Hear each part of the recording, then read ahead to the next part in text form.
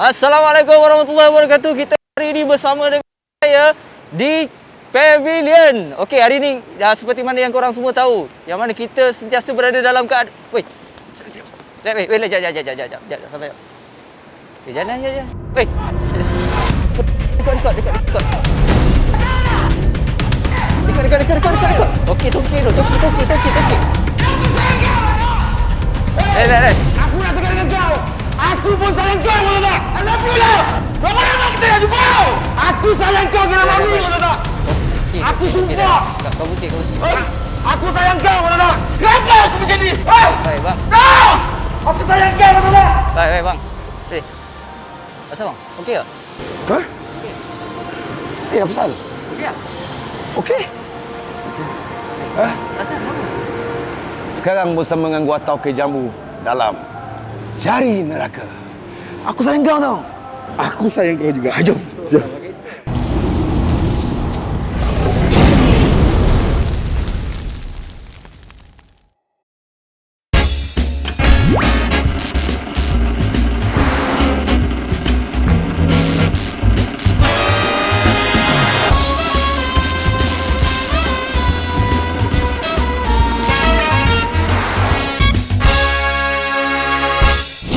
Assalamualaikum. Lu bersama dengan Tauke Jambu dalam rancangan Jari Neraka. Terima kasih. Macam cakap lah, for spending time to come for this interview. Okay, so kanak-kanak pun boleh menilai ni, apatah lagi kita yang dah dewasa ni. Jadi kita tidak boleh sewenang-wenangnya terima berita itu bulat-bulat dan kita ambil. Kita ni tutupi aib orang, kan?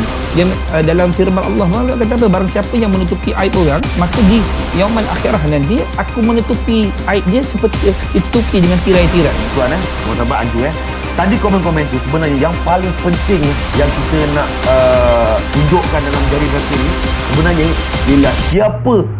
kita nak exposekan dia orang.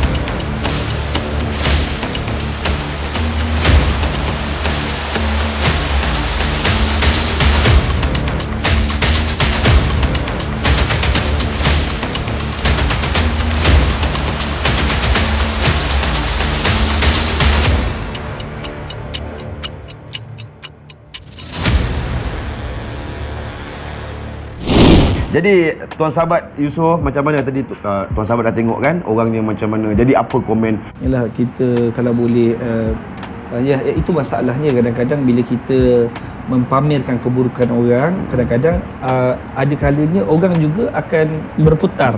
Jadi sebab tu ini Jari Neraka pun dah dapat ada akses pula, boleh sampai dapat cari siapa yang komen-komen buruk macam ni, sehingga menjadi orang kata, tapi nasib baik Jari Neraka tidak menyebarkan aib. Jadi lebih kepada try to educate. Jadi saya pandang macam inilah adik, orang muda kan, orang muda try to jangan buat benda-benda yang macam tu. Sebab mungkin yalah, semua orang ada kisah hidup dia kan, kisah silam ke kan, sisi gelap dan sebagainya. Tak tahu, mungkin hari ni nampak elok, tapi esok tak tahu kita macam mana. Jadi sebab tu kita ni hidup ni nafsu naik turun. Kehidupan ni begitu kan. Jadi dunia ni macam roda. Jadi kalau boleh saya cadangkan, try tu jangan ada titik hitam yang you buat dalam hidup you. You try tu jangan komen-komen benda yang tak elok. Sebab apa? Jangan terlalu seronok komen buruk tentang orang. Sebab apa? Itu bukannya makanan. Makanan ni kalau makan tu sedap juga kalau kita nak makan. Kan? Tapi ini benda yang tidak ada taste. Yang tak ada boleh dirasa. Jadi saya rasa tak dapat duit pun. Jadi saya tak tahu apa yang you rasa nak dapat like dekat situ. Allahualam lah. Tapi don't try to hidup dengan kena ada misi lah. Hidup ni kena ada misi dan objektif hidup. Kalau hidup ni tak ada perjuangan, walaupun seorang yang tak ada apa-apa dalam hidup, semua ada perjuangan. Jadi you try to cari perjuangan hidup you nak pergi ke mana, nak jadi, sama ada satu hari nak jadi seorang isteri yang baik kepada suami, nak jadi ibu yang baik kepada anak ni, masa-masa akan datang. Jadi kalau mungkin nak jadi business woman ke, nak jadi orang-orang yang baik dalam hidup kan. Walaupun kita ada sisi gelap ke, ada sejarah hitam, itu past is a past kan. Tapi jangan mudah sangat judge orang lah, tentang orang I benda. rasa semua pun sama je bang. Cuma pada dia orang, alah aku bukan dalam industri ni, kantoi tak kantoi je sebenarnya. Sebab kita, orang senang dapat kita punya keburukan. Tapi dia orang, sebab dia orang bukan artis bang. So untuk dia orang, alah siapa nak expose aku. So dia orang rasa dia orang berhak nak buat macam tu. Dia orang berhak nak buat macam itu. Tapi tadi tuan sahabat ada cakap, dalam hidup kita ada misi. Kena ada misi. Ada tak mana-mana misi kat hospital ke klinik yang Tuan Yusof boleh? Kau dah over dah.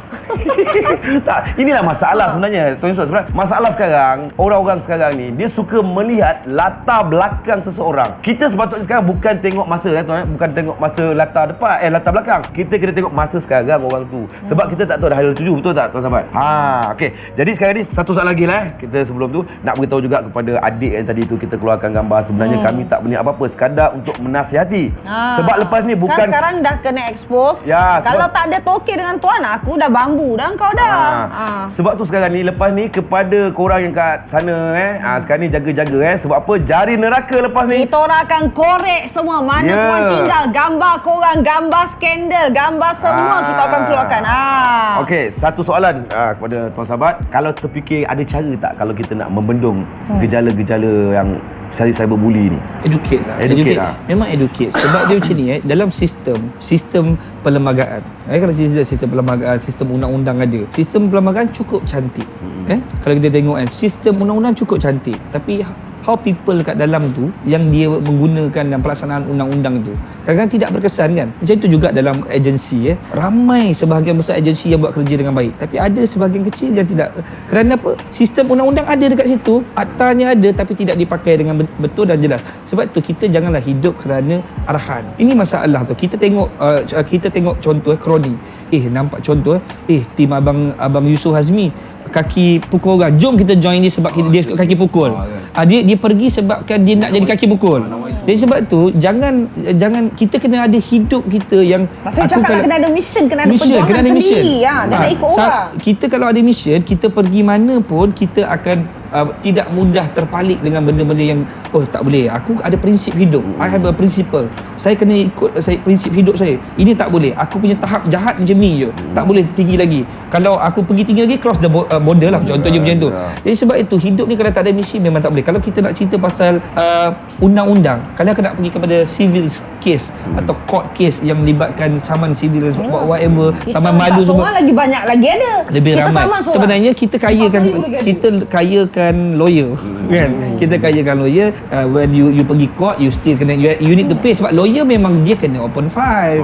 Jadi sebab itu sebab tu kita kalau boleh jangan saya selalu menasihati klien saya. Saya pun ada klien, saya pun ada legal firm. Apa yang kita buat, kalau ada kes yang kalau boleh kita tak nak dia orang keluar duit. Contoh apa, kita dapat kes ni kalau menang kalau kecil sangat tak berbaloi tak payahlah. Maksud saya kalau dia menang kes pun plaintiff pun tak bayar. Bankruptkan dia pun dia tak akan bayar. Whether baik you tak payah saman dia you tak payah ni sebab apa, you rugi sebab so apa alternatif dia? Walaupun you dapat perintah mahkamah, contoh perintah mahkamah kata Yusof Hazmi dia suruh bayar kepada Tauki Jambu sebanyak 250,000 termasuk legal fees kan dengan penalty, dengan whatever, dengan interest whatever 2 tahun ni 300,000. Tengok on paper seronok kan, belum tentu you can collect. That's why saya dengan klien saya ada kes yang saya nampak walaupun menang tapi tak boleh collect balik, saya tak bagi dia open file sebab we got kita punya service charge. What do you advise them to do? Saya kadang-kadang advise dia lebih kepada negotiate. Kita pergi nego, kita Does pergi. it work kalau you negotiate apa itu? InsyaAllah. Sebab bila pergi kepada court you nak bersidang, you kena bayar. Sebab itu adalah proses dia, bukannya free. That's why saya kata sistem yang ada dekat negara kita dan seluruh dunia, apa-apa semua melibatkan duit. Betul. Jadi sebab tu kita di dalam persatuan kita pun, dalam kita punya legal firm dan konsultasi kita pun kita ada charge 10%. Tahu dah ada legal firm. Kita ada charge 10%, very minimum cost. itu pun kadang-kadang tak boleh nak survive. Tapi okeylah kita boleh buat. Sebab kadang-kadang tak semua orang mampu, Abang Toki. Orang tak mampu. Macam mana you nak suruh dia saman gaji di sebulan pun baru 1,500? Kena dengar ni pihak yang berkaitan. Jadi dengan sebab itu kadang-kadang penting sangat education. Lepas tu dia bukan sekali bayar. Kadang orang yang sama ni dia ingat okey, so bayar 3,000 tu tahanlah selama 3-4 tahun. Benda tu bang, makan masa. Anda dah pernah dapat belum? Dah, Aju sama orang sama Nanju. Kita dalam dunia ni bang, nak hidup kena. Jadi sebab tu yang paling penting educate paling penting. Sebab tu parents kita nak nasihat kepada parents. Parent kat rumah jangan selalu nak anak capai apa yang you nak dalam hidup. Kadang dia ikut kawan tuan. Jadi dia ikut orang. kadang-kadang kita selalu bawa lifestyle dalam kehidupan masyarakat ini. Oh, anak you kena jadi doktor, you kena jadi lawyer, you have to become a businessman, you kena jadi orang kaya. Jadi dia hidup dia, mission dia jadi orang kaya.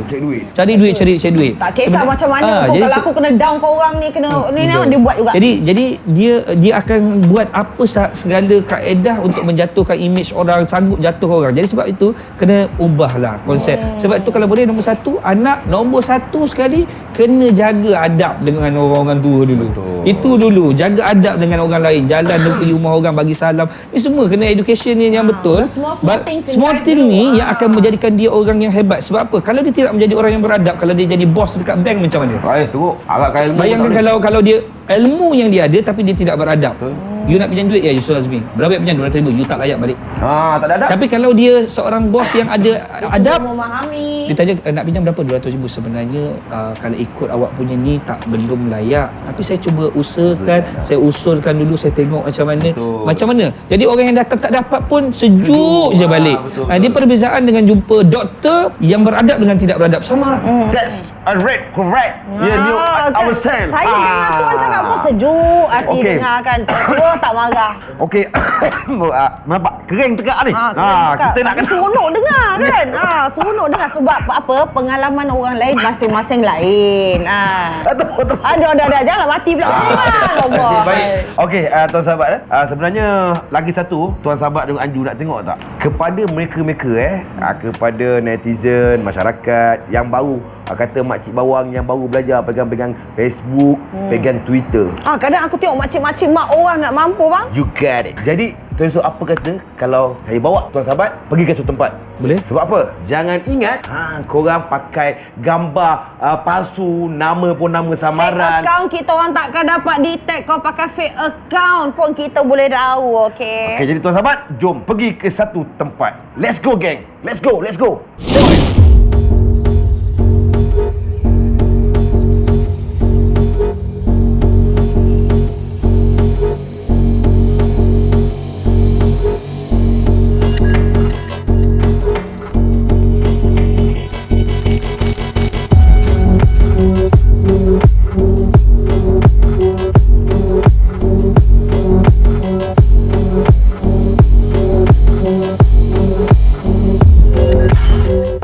Macam mana kita dapatkan IP address ataupun data-data pemilik akaun, kita bayar kepada beberapa orang dalam 10 orang untuk kita send link kepada dia. Berbagai link lah, link YouTube lah, apalah. Bila tekan itu, kita akan dapat satu alamat, satu IP address. Segala benda, information tentang device dia, alamat dia. So kita boleh track individu tersebut. Kita berjaya dalam 2-3 orang dapat grab dia punya IP address. Setiap media sosial dia ada alamat masing-masing. Akaun Instagram dia ada alamat masing-masing, Facebook ada alamat masing-masing. So setiap orang ni dia unik, tak semua orang sama alamat. So kita dapatkan IP address ni melalui link yang ditekan tu, melalui website yang kita boleh pakai sekarang ni, semua orang boleh pakai. Kita bawa kepada software cyber security dan kita dapat track location dia, kita dapat bila gambar tu diambil dan juga gambar yang digunakan dekat profile dia, kita boleh detect bila gambar tu dibuat, gambar tu di mana, apa semua. Kita boleh dapat muka dia yang betul melalui alamat tersebut. Apa yang kita buat ni, orang di luar jangan cuba di rumah. Boleh cuba kat toilet boleh. Korang dah tengok tu kita dah pasang beberapa kaki tangan hackers untuk expose, untuk nak korek details korang. Biar korang pula kena. Tapi kita kat sini bukan nak kecam. Tapi macam kita cakap, lebih kepada educate. Okey bang, so apa soalan last nak tanya Tuan Yusof kita? Soalan ni soalan yang daripada peribadi lah. Okey. Jadi macam tuan sahabat tadi ada cerita pasal cara mementeras. Jadi pada tuan sahabat sendiri, siapa ataupun pihak mana yang patut melaksanakan dan bagaimana caranya? Tu berkenaan dengan gejala cyberbully ni lah. Cyberbully. Fitnah. Sebenarnya kita boleh buat laporan kepada pihak polis. Walaupun pihak polis ni tidak boleh mengambil tindakan, tapi kita perlu buat laporan polis dan kita buat laporan kepada SKMM. Oh, MCMC. MCMC, SKMM, Dia dah ada MCMC. akta sekarang. Dia ada akta baru sekarang. Dulu tak ada. Akta ni Jadi dekat boleh buat Amerika. laporan polis. Polis kena buat. Kenapa? Tujuan laporan polis ni kita bercakap benar. Orang yang membuat laporan polis ni dia bercakap benar. Sebab apa? Kalau dia tidak bercakap benar, dia akan dikena tindakan balik. Sebab tu kadang-kadang tak relevan buat laporan polis, tapi saya mencadangkan buat juga. Tujuannya apa? Bermaksud kita serius. Sebab polis adalah entiti yang number one dekat Malaysia. Yang perlu kita buat laporan. Walaupun kadang-kadang kes tu bukan, contohnya kes sivil. Sivil tak payah buat dekat situ. Saman sivil, saman kat mahkamah lah. Bila nak buat apa? Tapi buat juga laporan. Tujuannya apa? Tujuannya kita bercakap benar, itu satu. Yang kedua, kita buat laporan kepada MCMC, SKMM. Lepas tu, kalau kita ada lebihan duit, kita bolehlah ambil lawyer untuk saman malu. Nak saman suka hati lah. Yang nak saman berapa pun, tapi ikut pada diri sendiri kemampuan lah. Ini dari sistem perundangan lah. Saya cerita sistem perundangan yang kita boleh buat laporan, kita boleh minta tolong. Tapi semua yang kita minta tolong ni yang tidak ada bayaran cuma pihak polis dan juga SKMM, MCMC tu lah. Tapi kalau dengan perundangan, faham lah. Sebab lawyer bukan sengaja minta fees, because they have to pay. Apa filing apa tu semua tu duit juga. Lagi satu Anju just nak nasihatkan korang lah. This is based from my experience. Kalau korang ada kena apa-apa macam tu, make sure screen records and screenshot benda tu. Lebih kepada screen record lah. Sebab apa? Senang. Tarikh apa benda ni semua kalau kita nak buat report. Di mana lokasi semua kena lokasi apa semua, make sure semua tu kena simpan data tu ya. Sekarang ni masyarakat nak kena jadi duta tau sebenarnya. Masyarakat sini kena aware benda ni. They need to prevent mencegah sebelum terjadi. Jadi sebab tu kita sendiri nak kena jadi macam inspector gadget. Because apa, kita nak kena sendiri aware sendiri benda ni. Bila berlaku kejadian, lokasi di mana, pukul berapa, jalan kita pulang, siapa ikut, semua ni. Sebab kadang-kadang orang dah tak ambil peduli. Contoh, minta maaf, saya bukan cakap orang perempuan yang kat luar lah. Bawa handbag. Sebelah bawa handbag yang panjang macam tu, sebelah pegang phone. Dengan, faham tak, kadang-kadang bila orang datang, dia menggoda. Dia sendiri menggoda. Bukan, saya cerita samun. Dia menggoda lah, dia menggoda orang suruh samun dia. Ya betul lah, sama. Maksudnya dia sendiri leka. Sebab tu kadang-kadang kita ni kena pastikan, contohnya beg. Saya ambil paling ini panggil contoh lah. Beg tu kalau betul zip betul-betul. Masuk shopping mall betul-betul. Kita sekarang ni nak kena educate diri kita. Kadang-kadang saya nampak benda ni, jangan cakap beg, anak bukan pegang betul-betul. Kadang-kadang naik eskalator cakap phone, anak tak perasan. Berlaku. Jadi sebab itu kita nak kena, kita sendiri nak kena jadi orang yang sangat details. Sebenarnya banyak kita sekarang ni semakin teknologi semakin maju, kita sendiri tidak menjadi orang yang details. Kadang-kadang kasut pun sepak atas, bersepah-sepah kat luar. Nak cari tiba-tiba kasut, time tu lah perompak datang, kasut pun tak jumpa, nak lari. Contohnya begitu. Sebab itu kita tidak dalam keadaan bersedia. Saya mengharapkan masyarakat, netizen di luar sana sentiasa bersedia. Kadang-kadang kita tak tahu bila berlaku jenayah, bila berlaku. Kadang kita tak tahu bila akan terjadi pada kita betul. Sebab tu kita kena bersedia. Kita kena sentiasa bersedia dan sekeliling. Kita kena aware dan nampak orang di berlaku kejadian-kejadian yang nampak macam pelik, kita bantu. Tapi kadang tuan sekarang ni bang, nampak kejadian pelik, orang keluarkan phone dulu rekod. Semua benda rekod sekarang, semua bukannya nak tolong, bukannya nak apa. Abang tak rasa macam tu? Kalau apa aksiden ke, apa jadi apa-apa, semua orang rekod dulu, letak kamera dekat muka orang tu, bukan nak tolong. Betul. Ni masalahnya. Itu betul. Okeylah, nampaknya mungkin kita pun dah seronok pula kita bawa. Memang seronok tuan. Tapi apa-apa pun, thank you so much. Apa lanjut nak cakap, I learn so much today. By you sharing your experience with us, I learn so much today. So banyak kita belajar kan. Banyak. Okeylah. Tapi sebelum kita nak berpisah ni untuk minggu ni, ada tak apa-apa pesanan untuk masyarakat dan juga pesanan untuk semboyan sendiri? Tak ada. Saya nak ucapkan terima kasih lah sebab jemput kita walaupun kita ni aktivis biasa lah. sebenarnya saya sebenarnya kita dalam pasukan kita dalam semboyan Malaysia ni pun bukan terlalu ramai. Kita ramai sokongan, tapi yang buat kerja bukanlah ramai. Jadi sebab tu saya nak kalau boleh masyarakat luar sana tolong jadi orang yang sangat tahu nak menjadi maksudnya jadi orang yang sendiri jaga sendiri. Sebab kalau dah kena tipu kan, penipuan, kena pinjam alur, tak boleh nak bayar bagai, jumpa pada kita, tak semua kes kita we can handle. Banyak sangat kes bang. Kadang-kadang saya pun dah tak lagat dah nak tengok file, dia bagi me file datang. Jadi sebab itu kadang-kadang kita tolonglah jangan masuk pelaburan-pelaburan yang menipu, dan pelaburan yang tidak wujud. Jangan simply percaya orang. Takkanlah modal 10,000 boleh untung 10,000. Niaga apa? Dia dua benda yang boleh dapat untung itu. Niaga dadah, niaga rokok ya. Sebab kalau niaga material kan, untung mestilah tak sampai banyak tu. Lepas tu macam mana pula boleh pecah pula dengan ramai pula boleh dapat semua. Okey, kau boleh dapat 40% sebulan 40%. Jadi sebab itu saya bagi tahu yang niaga boleh untung 100% ni dadah je. Jadi kalau benda lain tak boleh untung 100%. Jadi kalau masuk mana-mana perniagaan, pelaburan emas ke apa, tolonglah kaji betul-betul. Sebab yang kena tipu bang semua orang-orang pencen. Baru-baru ni 2 orang warga emas dah pencen, kena tipu dengan sistem pelaburan 600,000. Yang konon-kononnya pada peringkat awal ni suami isteri ni kena, yang kononnya pada peringkat awalnya dia nak cari duit lepas lebih pencen ni dah tak ada kerja. Jadi nak carilah pendapatan, nak cari peluang. Tapi saya nak bagi tahu dia orang ni semua yang menipu, yang buat tawaran yang tak wujud ni semua ni memang tak ada hati perut. Dalam kumpulan ni kena tipu dekat 25 juta. Lebih daripada 25 juta kumpulan ni. Bang, kalau itu kena kat mak bapak saya menangis. Sebab itu saya beritahu kepada masyarakat, tolong please kalau ada anak-anak, rujuk dengan anak-anak. Kalau boleh anak-anak ambil tahu pasal mak bapak. Yelah, kena ambil tahu. Bukannya nak ambil duit mak bapak tu. Kena ambil tahu mak simpan duit kat mana, simpan duit kat tabung haji ke. Pastikan mak lepas dapat duit pencen terus simpan tabung haji. Ataupun simpan paling selamat lah. Sebab tabung haji sekarang ni dah ada proses pengeluaran yang baru. Kalau nak keluar duit yang banyak, dia akan rujuk kepada anak. Dia akan rujuk pada anak atau rujuk kepada suami. Dia bukan simply boleh keluar dah sekarang. Sebab bukannya dia menyusahkan untuk keluar, sebab banyak berlaku penipuan yang macam ni dah. Sebab tu saya beritahu kepada pakcik-pakcik ataupun makcik-makcik yang dapat duit pencen ni, tolong berhati-hati. Anda menjadi targeted untuk mereka ni. Especially senior citizens. Tak apalah, pakai je lah duit pencen tu, cukup-cukup makan sebulan. Tak apa, tak hidup memang kadang nak merasa lah beli BM kan.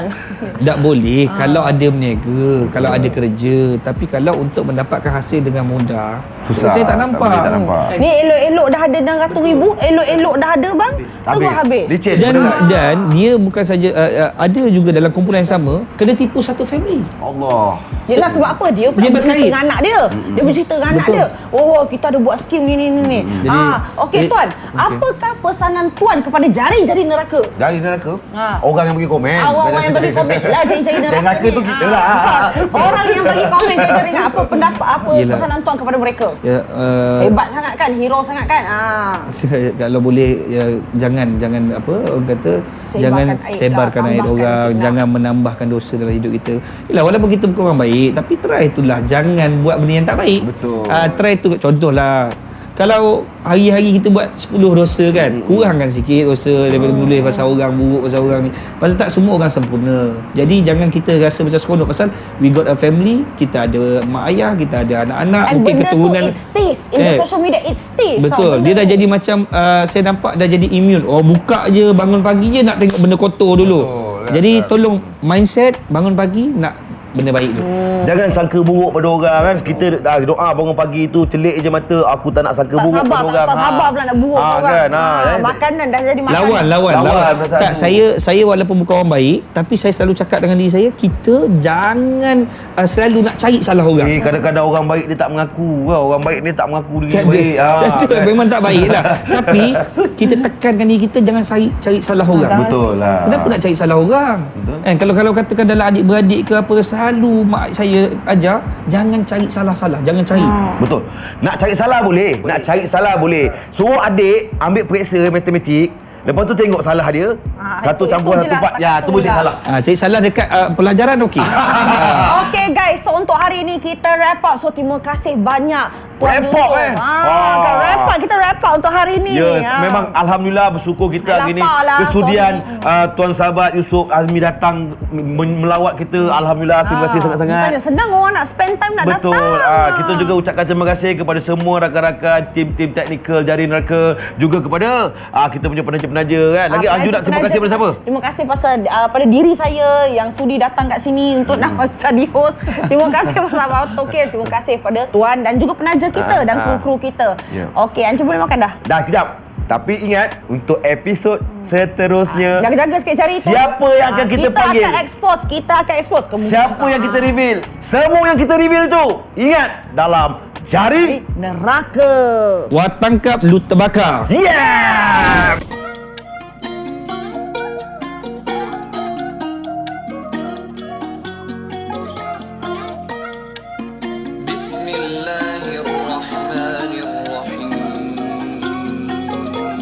Tembak sini sana, tak kira siapa. Zaman dah berubah, sekarang jari berkuasa. Silam manusia, semua durjana. Kejar pintu syurga tapi jari